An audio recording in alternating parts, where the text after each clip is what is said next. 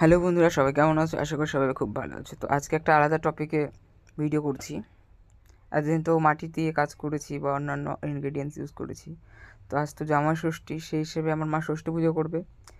আর আমাদের এখানে রিচুয়াল আছে যে ষষ্ঠী পুজোতে বিড়াল তৈরি করতে হয় পিটুলি দিয়ে।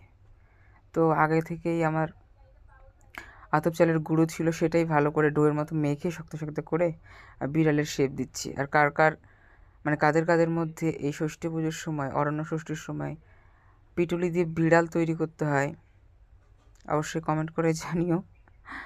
আর আমার মতো কে কে সিঙ্গেল, এখনও শ্বশুরবাড়ি যাওয়ার নিমন্ত্রণ পাওনি, প্লিজ কমেন্ট করে জানিও। আর বিড়ালটা কেমন হয়েছে অবশ্যই বলো। ঠিকঠাক করা যায় না, ভেঙে যাচ্ছিলো বারবার করে।